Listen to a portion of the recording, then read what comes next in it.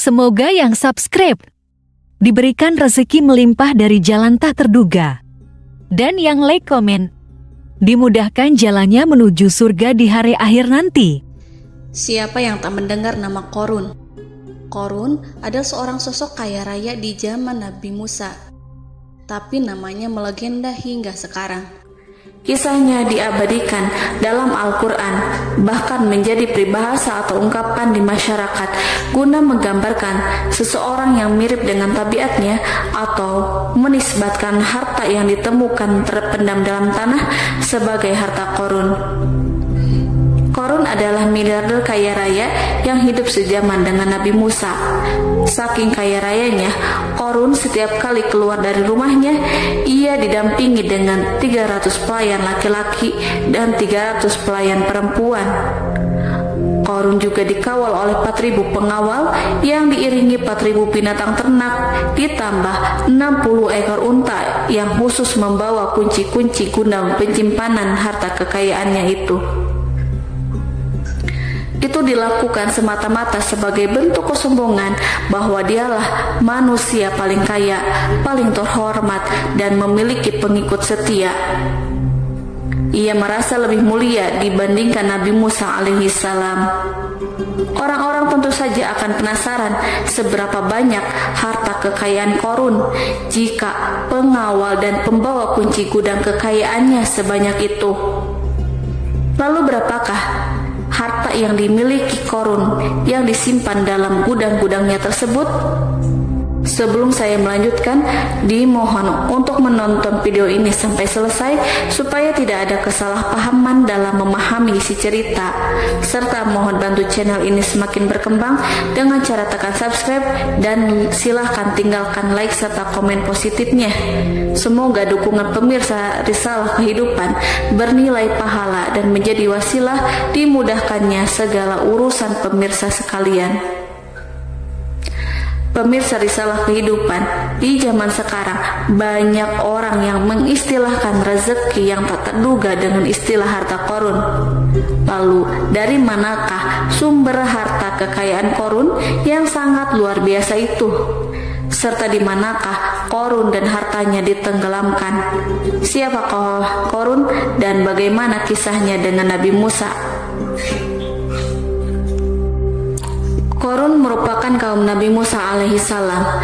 Disebutkan oleh Ibnu Jurayj, nama lengkap Qorun adalah Qorun ibnu Yashar, ibnu Qahis, ibnu Lawi, ibnu Yakub. Ia merupakan putra paman atau sepupu Nabi Musa alaihissalam. Pasalnya, Nabi Musa alaihissalam sendiri adalah putra Imron, sedangkan Imron adalah putra Qahis. Dengan kata lain, Qorun masih satu kakek dengan Nabi Musa alaihissalam, yakni kakek Qahis. Ia adalah umat Nabi Musa yang taat. Tidak hanya memiliki banyak harta, Qorun juga termasuk orang yang cerdas dan berilmu. Ia menguasai ilmu duniawi dan ilmu ukhrawi, dan tercatat bahwa Qorun adalah ahli di bidang kimia. Dirinya tercatat sebagai ahli kitab Taurat setelah Nabi Musa. Kepandaian Qorun dalam ilmu agama membuat dirinya sering disebut dengan ilmu nawir atau orang yang memberi cahaya dan penerangan. Suaranya terkenal merdu dalam membaca kitab Taurat. Selain itu, Qorun juga lihai dalam berbisnis. Ia mengetahui trik investasi yang menguntungkan serta jalur perdagangan internasional yang strategis di zamannya. Kekayaan Qorun begitu banyak sebagaimana tercatat dalam surat Al-Qasas ayat 76. Sesungguhnya Qorun termasuk kaum Musa, tetapi dia berlaku aniaya terhadap mereka. Kami telah menganugerahkan kepadanya pembendaharaan harta yang kunci-kuncinya sungguh berat dipikul oleh sejumlah orang-orang yang kuat. Dalam riwayat Khaisamah disebutkan, untuk mengangkut kunci gudang kekayaan Qorun dibutuhkan 60 bigol atau sejenis kuda kecil. Ukuran kuncinya sebesar jari, bahannya terbuat dari kulit dan setiap kunci digunakan untuk satu gudang. Maka keluarlah Qorun kepada kaumnya dalam kemegahannya. Para ulama tafsir menjelaskan, Korun keluar dengan baju mewah diiringi dengan 300 gadis berbaju merah dan 4.000 kendaraan kuda. Tak heran iring-iringan Korun itu mengundang decak kagum mereka yang gandrung terhadap harta kekayaan. Sebagaimana yang terekam dalam Al-Quran, moga-moga kiranya kita mempunyai seperti apa yang telah diberikan kepada Korun. Sesungguhnya ia benar-benar mempunyai keberuntungan yang besar. Quran Surat Al-Qasas ayat 79. Namun tak sedikit kaumnya yang mengingatkan, dan ingatlah ketika kaumnya berkata, janganlah engkau terlalu bangga. Sesungguhnya Allah tidak menyukai orang-orang yang terlalu membanggakan diri atau disebut farihin. Sebagian ulama menafsirkan istilah farihin di sana juga berarti takabur atau zolim, berbuat kerusakan, arogan, dan tidak mau bersyukur terhadap nikmat. Korun dikisahkan memiliki ribuan gudang yang berisikan emas dan perak. Bila keluar rumah, Korun selalu berpakaian mewah dan dikawal oleh 600 pelayan. Ia diiringi 4.000 ekor kuda dan 60 ekor unta yang membawa kunci-kunci gudang kekayaannya. Namun sayang seribu sayang, Korun kemudian membangkang pada Nabi Musa dan menjadi pengikut setia Fir'aun. Mengenai dari mana asal-usul kekayaan Korun, ada beberapa riwayat yang memberitakan tentang asal-usul kekayaan Korun tersebut. Sumber pertama menyebutkan bahwa jauh sebelum memiliki kekayaan, Korun hanyalah seorang lelaki miskin yang tidak mampu menafkahi keluarganya sendiri. Anaknya sangat banyak. Lalu suatu hari ketika Korun datang kepada Nabi Musa, ia meminta Nabi Musa alaihissalam untuk mendoakannya agar Allah memberikan harta benda yang banyak. Korun juga meminta Nabi Musa mengajarinya ilmu kimia dan ilmu-ilmu kehidupan lainnya. Korun dikenal sebagai orang yang soleh dan mengikuti ajaran Ibrahim dengan baik, sehingga tanpa pikir panjang Nabi Musa alaihissalam menyetujui permintaannya. Allah Subhanahu wa Ta'ala mengabulkan doa Nabi Musa. Korun diberikan kecerdasan luar biasa dan menguasai ilmu yang telah diajarkan kepadanya. Korun menguasai teori dan praktik pembuatan emas permata dan beragam perhiasan mewah lainnya. Ia juga pakar dalam ilmu arsitektur, rancangan bangunan, penataan kota, dan lain sebagainya. Tidak lama setelah itu, hidupnya berubah. Korun pun hidup dengan bergelimbang harta. Ribuan gudang yang dimilikinya penuh dengan emas dan perak. Namun sayangnya, keberuntungan yang didapatkannya membuatnya gelap mata. Korun mulai hidup dengan penuh pamer, keangkuhan, dan penuh kesombongan. Kekayaan yang telah diberikan oleh Allah Subhanahu wa Ta'ala membuatnya lupa dengan Sang Maha Pemberi. Korun merasa lebih terhormat dan mulia dibandingkan Nabi Musa. Ia pun akhirnya membelot dan durhaka pada Nabi Musa. Ia mengingkari janji-janjinya dahulu dan beralih menjadi pengikut Fir'aun yang setia. Loyalitas Korun terhadap Fir'aun membuatnya diangkat menjadi kepala mandor yang membawahi ribuan pekerja. Dikisahkan bahwa Korun bersikap semena-mena terhadap para pekerja. Ia tega memotong upah mereka. Ia melakukan korupsi demi membangun istana dan kemegahannya sendiri, dan untuk membangun gudang-gudang penyimpanan harta yang telah ia kumpulkan jauh-jauh hari. Ketika datang perintah zakat, Nabi Musa alaihissalam pergi menemui Korun dan memerintahkannya mengeluarkan zakat sebesar 1 dinar dari setiap 1000 dinar, 1 dirham dari setiap 1000 dirham, 1 kambing dari setiap 1000 kambing, dan seterusnya. Setelah Korun menghitung seluruh hartanya, ternyata jumlah zakatnya sangat besar. Kekikirannya pun mulai menghalangi hatinya untuk mengeluarkan zakat. Qarun enggan membayar zakat ketika Nabi Musa alaihissalam menagih zakat yang diperintahkan oleh Allah untuk ditunaikannya. Ketika Qarun diminta zakat, ia langsung marah dan tidak memberikan sedikit pun kekayaannya. Dia berpikir bahwa harta kekayaan yang dimilikinya didapat dari hasil kerja dan usahanya sendiri, dan tidak ada kaitannya dengan siapapun, termasuk Allah Subhanahu wa Ta'ala. Janji Qarun untuk lebih taat beribadah dan membantu sesama jika diberi kekayaan oleh Allah dilupakannya. Dia mempergunakan kekayaannya tersebut dalam kesesatan, kezaliman, dan permusuhan, sehingga membuatnya menjadi sombong dan terlena. Orang-orang beriman pada masa itu sering menasehati Qarun untuk bersyukur atas nikmat yang Allah berikan kepadanya, tetapi dia tidak mengindahkan nasihat tersebut. Dari sikapnya tersebut sudah jelas bahwa Qarun tidak membutuhkan nasihat kebenaran, bahkan merasa tidak takut dengan ancaman Allah, sebab Qarun merasa sudah memiliki segalanya. Qarun merasa dirinya hebat dan pintar serta punya banyak pengikut setia, punya banyak pengawal dan merasa aman karena dekat dengan Raja Fir'aun. Qarun berkata, "Sesungguhnya aku mendapatkan harta ini karena ilmu yang ada padaku."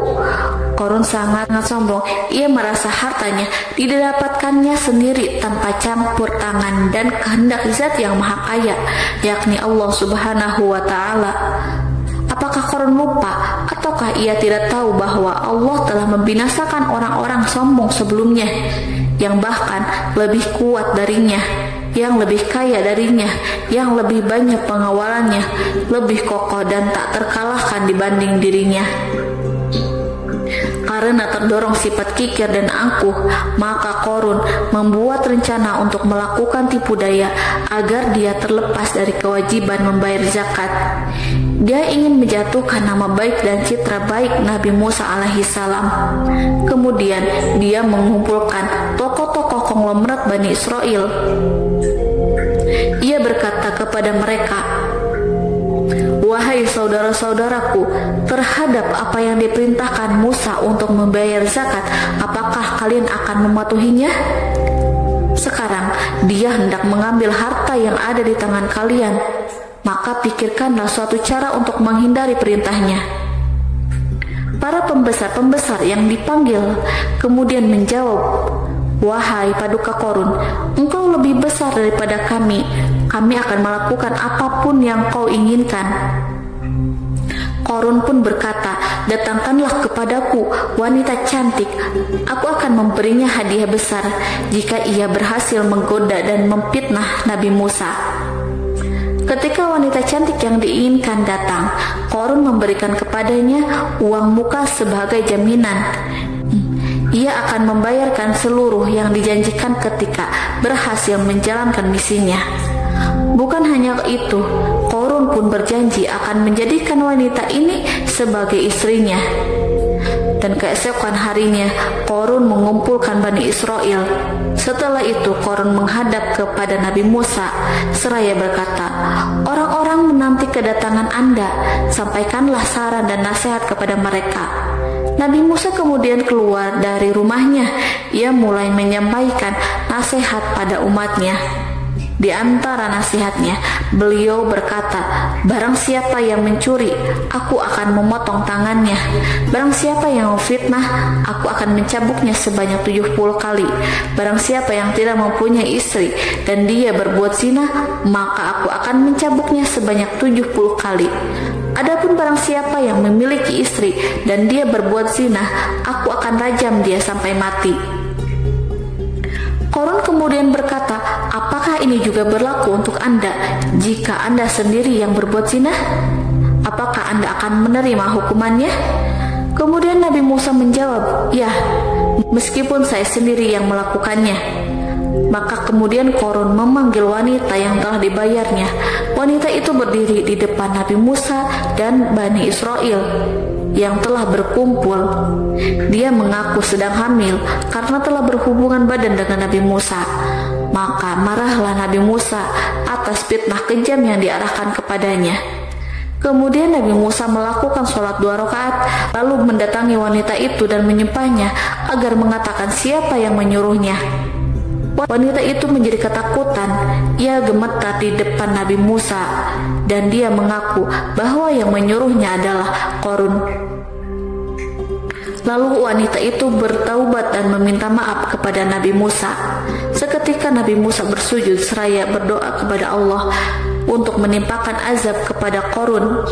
Allah memberi wahyu kepada Nabi Musa bahwa bumi telah dijadikan tunduk kepada perintah Nabi Musa. Kemudian Nabi Musa berkata kepada bumi, "Wahai bumi, telanlah Qarun beserta kekayaannya, habiskanlah semua." Kala itu Allah menurunkan wahyu kepada Nabi Musa alaihissalam untuk memerintah bumi apapun yang diinginkannya. Begitu Nabi Musa alaihissalam datang dengan wajah sangat marah, barulah Qarun merajuk, "Wahai Musa, sayangilah aku." Sementara Nabi Musa alaihissalam tak bergeming. Beliau lantas berkata pada bumi, "Wahai bumi, ambillah mereka." Seketika rumah Qarun mulai bergetar. Qarun dan antek-anteknya mulai dibenamkan hingga bagian lututnya. Rumahnya ikut turun sedalam lutut. Qarun kembali merajuk, "Sayangilah aku Musa." Rumahnya kembali berguncang. Kini Qarun dan kawan-kawannya kembali terbenam hingga bagian pusar. Demikian pula rumahnya. Qarun terus merajuk, "Wahai Musa, sayangilah aku." Sementara Nabi Musa alaihissalam kembali meminta bumi, "Wahai bumi, ambillah mereka." Rumah Qarun berguncang lagi, sementara Qarun dan kawan-kawannya terus terbenam hingga bagian tenggorokannya. Demikian pula rumahnya. Qarun lagi-lagi menjerit, "Wahai Musa, sayangilah aku." Namun Nabi Musa alaihissalam tak bergeming. Beliau terus meminta bumi menelannya, hingga akhirnya Qarun dan kawan-kawannya hilang seluruhnya di telan bumi. Tak lama setelah itu Allah pun berkata, "Wahai Musa, apa yang membuatmu bersikap demikian? Padahal demi kemuliaanku, andai dia Qarun berdoa kepadaku, niscaya aku akan rahmati. Maka kami benamkan dia beserta rumahnya ke dalam bumi, maka tidak ada baginya satu golongan pun yang akan menolongnya selain Allah, dan dia tidak termasuk orang-orang yang dapat membela diri." Quran Surat Al-Qasas ayat 81. Lalu di manakah lokasi ditenggelamkannya Qarun beserta harta bendanya? Konon berdasarkan kepercayaan beberapa masyarakat setempat, Qarun ditenggelamkan di sekitar sungai atau danau Moris yang terletak di kota Fayum, negara Mesir. Qarun konon mendirikan istana dan di tempat itu pula ia ditenggelamkan. Dahulu Qarun berkeinginan membangun sebuah istana, namun tidak diizinkan oleh Fir'aun jika istana itu dibangun di samping istana Fir'aun. Terlebih Qarun juga tidak ingin membangun istana di tengah pemukiman Bani Israel yang terletak di tanah Jasan.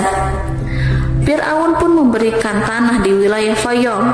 Kemudian di tepi sungai Fayum inilah Qarun membangun istananya yang megah dan di dalamnya membangun Al-Kunuz atau gudang penyimpanan harta berisi emas dan perak. Salah satu bukti arkeologis yang dapat dijumpai di lokasi tersebut adalah runtuhan bangunan yang diduga sebagai tempat tinggal Qarun yang berjarak sekitar 2 km dari Danau Qarun. Menurut beberapa sumber, bangunan yang masih berdiri kokoh tersebut adalah benteng yang dibangun oleh Qarun. Namun, ada juga yang mengatakan bahwa bangunan tersebut adalah tempat tinggalnya. Wallahu a'lam bishawab.